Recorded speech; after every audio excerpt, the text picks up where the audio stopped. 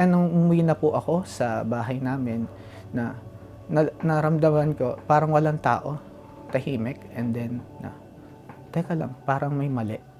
Parang naramdaman ko may mali dito. So si Lola, yun, pagdating ko sa bahay, nakasalubong ko si Lola, sinabi niya, "Gio, yung papa mo inatake na dun sa ospital ngayon."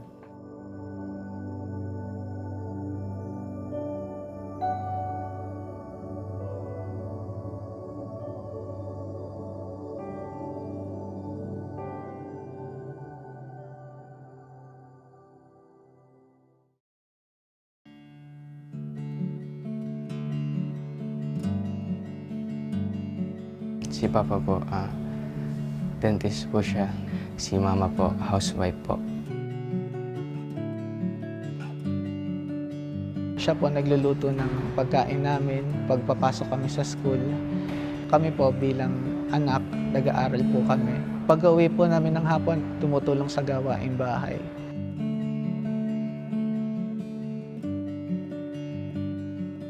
Lagi po kami excited na pag-uwi ni Papa, hahag namin or ikikiss namin po siya. Mapakita namin yung pagmamahal sa kanya po.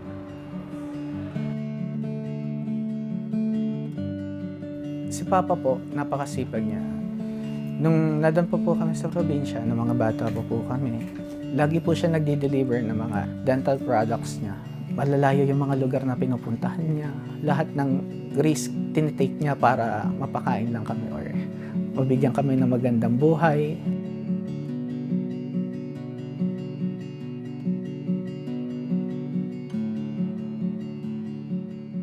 Balak ko, pag ako nakatapos ng profession ko na ang dream job ko na maging psychologist, balang araw, bibigyan ko rin sila ng magandang buhay na hindi na sila nagtatrabaho.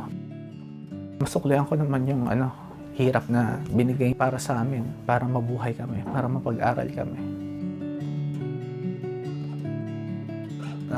Nakarangal ko po silang na maging magulang po kasi talaga po napakasipag nila. Yung kabataan pa lang po namin, tinanim na po sa amin na magulang namin na tumanggap po kami ng tungkulin dahil wala naman po silang daw maipapamana sa amin kundi yung tungkulin na lang po na kaloob po ng ating Panginoon Diyos po. Si Papa po ay diakono at si Mama po ay diakonesa. Wala pong nagiging hadlang po sa mga pagtupad. Kahit po yung trabaho nila, naiiwan po nila. Nangangarap din po kami na maging ganun sa paglaki namin na kahit na busy po sa trabaho or kaya may karamdaman, tutupad pa rin po kami ng aming mga tungkulin po.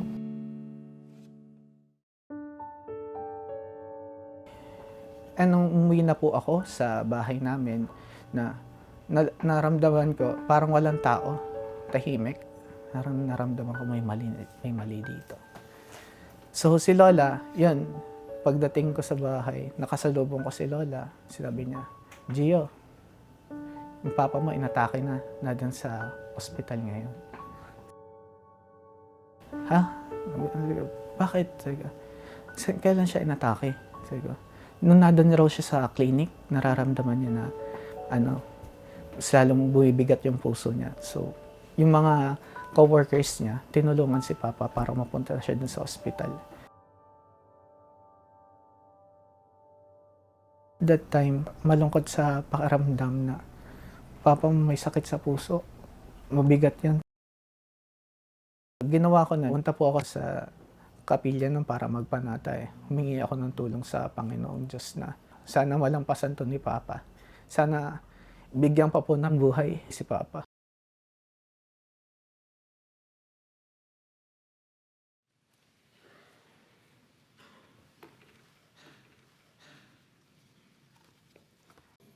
Ano kinakailangan ngayon sa atin na mga kaanib sa loob ng Iglesia ni Cristo? Bay patunayan natin, mga kapatid, na ipakikita natin na tayo ay tunay na tinawag at hinirang ng ating Panginoong Diyos. Hindi natin sinasabi lang na tayo ay tinawag. Hindi natin sinasabi lang na tayo ay hinirang.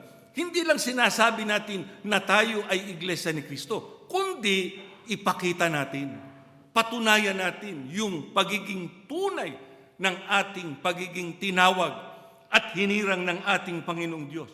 Ano pong isang paraan? Ba kinakailangan? Ang Diyos na ang siyang kumukontrol, nakapangyayari at nagpapasya sa ating pag-iisip, sa ating puso.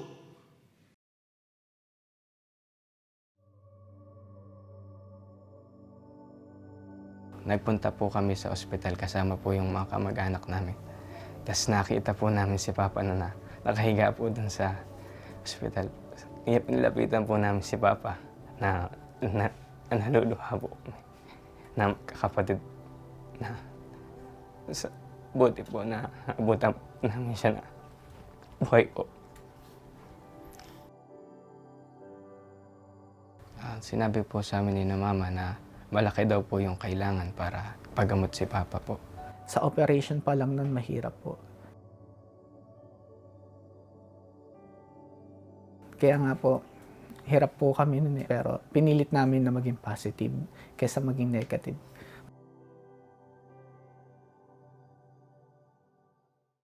Ang mga magulang ko ay walang sawang nagsasabi na, anak, mag-aral ka na mabuti. Anak, huwag kang makikipag-inom, huwag kang makikisama sa mga sanlibutan upang mapaganda ang buhay mo, lalo na upang hindi ko mapabayaan ang aking pagsamba at aking pagtupad sa tungkulin.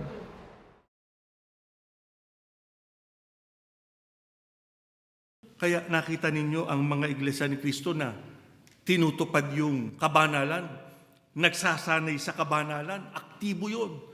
Hindi lang sa pagsamba, aktibo yun, maging sa mga gawain at aktibidad sa loob ng iglesia. Pagka inaalok mo yun ang tungkulin, hindi tumatanggi. Pagka siya kinakailangan na makita sa pagbabagong buhay, makikita mong nagbabagong buhay siya. Kita mo yung kanyang pagka-iglesia ni Cristo na tunay siyang tinawag at hinirang ng ating Panginoong Diyos sapagkat ginagawa niya yung kabanalan na hinahanap ng Diyos sa kanyang buhay. Sana maging ganyan tayong lahat. Kasi tandaan ninyo, ang aming hangarin, walang maiwan sa daan ng kaligtasan.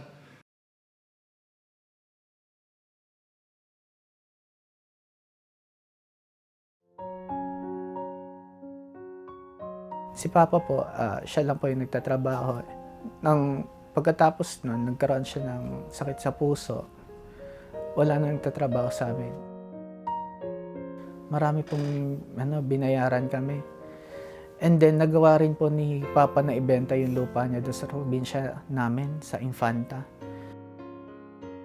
Dahil naghahanda po si Papa sa operation niya, kami pong mga anak niya ay tumutulong din po sa pagtitipid. Katulad po pag may projects kami, kung kaya naman po namin, kami na po yung magastos para doon. Tapos po, minsan po, pag malapit lang naman po yung pupuntahan namin, nilalakad na lang po namin kasi pumamasahe.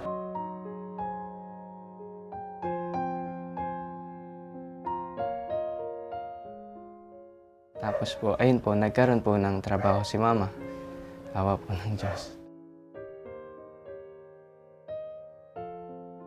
Tumutulong po ako sa kanila the way na nagtatrabaho ako sa fast food, yung part-time ko po.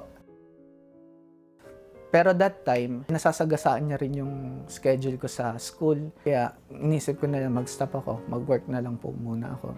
Para makatulong na rin po sa magulang ko na gumaan naman yung nadalahin ng mga magulang ko. Yung manager ko mahigpit talaga, sasabihin niya, overtime ka. Pero hindi ako pumapayag na nasasagasaan yung pagsamba ko or yung mga tungkulin ko sa kapilya. Ngayon po, si Papa, may sakit pa rin po siya. Hindi pa rin po siya naoperahan, barado pa rin po yung ugat niya. Sabi nga ng doctor, wag siya gaanong gumawa ng marami or wag siya masyadong magpagod. Nagsusumikap pa rin siya sa pagsamba.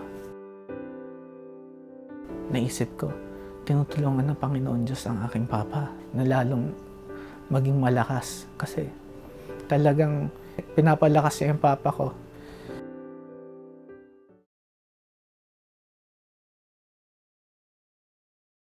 napakahalaga ang Diyos lagi nating kasama sa ating buhay.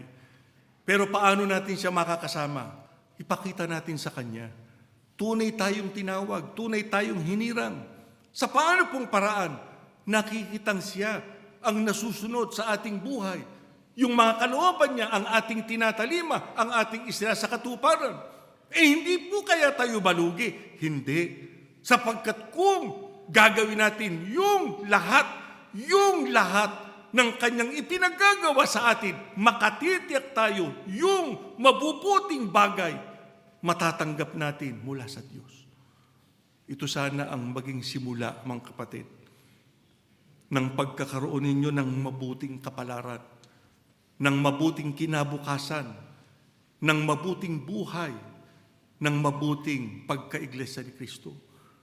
Hindi malayo ang Diyos sa atin. Lagi nating kasama siya sa ating buhay. Kung dumarating man sa atin ang kagipitan, kung dumarating man sa atin ang suliranin, lalo na kung minsan ang dumarating pa sa atin ay karamdaman. Pagka ang Diyos ang kakampi natin, ang kasama natin, wala tayong dapat alalahanin. Hindi tayo mabubuwal, ang sabi ng Biblia, sapagkat hindi siya matutulog, hindi siya papayag na tayo ay mapahamak. Yung kanyang pagsaklolo, matatamo ng bawat isa sa atin pagka siyang lagi nating kasama.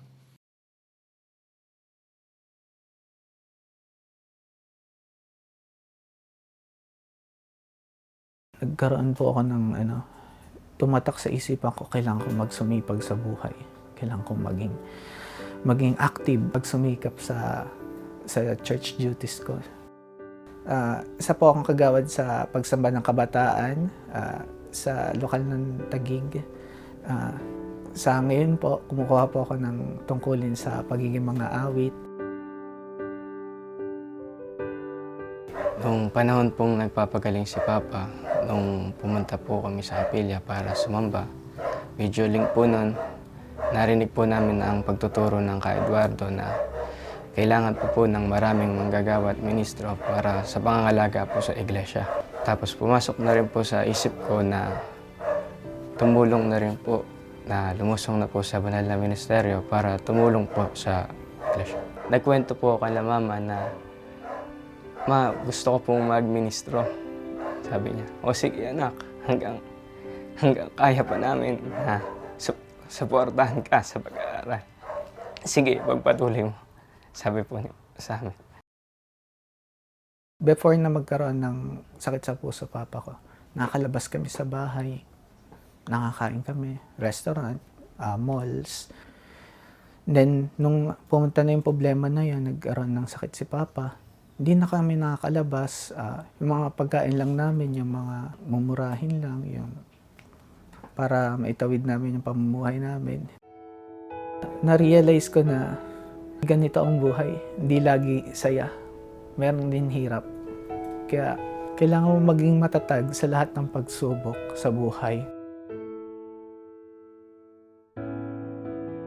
Laging nasa isip ko, kailangan kong manalangin sa Panginoon Diyos para humingi ng tulong kasi siya lang ang pag-asa mo sa buhay.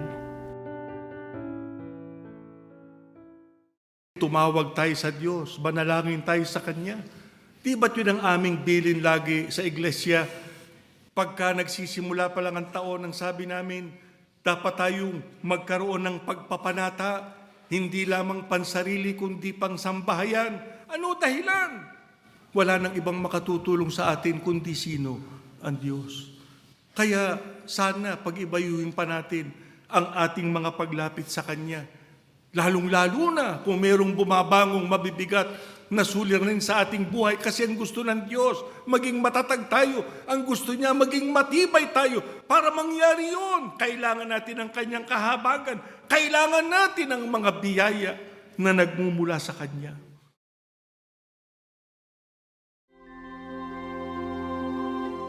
Nagpapasalamat ako sa Panginoong Diyos na si Mama nagkaroon ng trabaho upang matugunan lahat ng pangangailangan namin sa buhay. Especially sa paglilingkod namin sa Panginoong Diyos at saka sa mga pagtupad namin. Ngayon po, grade 12 po ako ngayon sa senior high school. And then, ang current status ko po ngayon sa school, second semester na po kami at malapit na po akong graduate. Natutunan ko lang po sa buhay na sa nangyari po kay Papa is na kahit na anong mangyari sa'yo, na magkaroon ka ng lubhang karamdaman, na may trabaho ka, tutupad at tutupad ka rin po ng tungkulin po. Sa nangyari pong yun, mas lalo pa po kaming tumatag pong pamilya sa pagsubok na dumating na yun.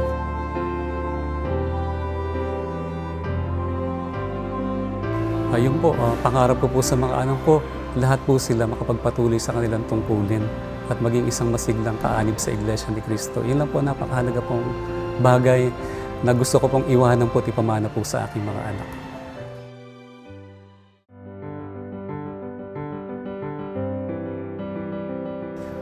Unang-una po, sobrang kagalakan po ng aming puso, ang aming sambahayan, maging aming punlapan sa pagdalaw po ng ating tagapamahalang pangkalahatan. Bilang reaksyon po dun sa kanyang pagtuturo na napakabiyaya po, yung pong pananalangin, yun po yung isa sa napakahalagang pagtuturo ng ating tagapamahalang pangkalahatan na kahit anong mangyari sa ating buhay, kalamidad, karamdaman, pagsubok, o ano pa man problema ang dadating, isa lang po ang gagawin po namin. Mananalangin po tayo sa ating Panginoong Diyos. Kanina po, nililingon ko po, tinitingnan ko po lahat ng mga ministrong inoordinahan. Nag-i-imagine po ako na isa po sa anak ko na doon po sa ordinasyon. Pinapangarap ko po na pagdating din ng araw, yun din po yung pinagpanata ko kanina. Talagang iniluha ko po kanina na sana po dumating din po yung punto na ang aking anak ay maordinahan bilang isa pong tunay na ministro.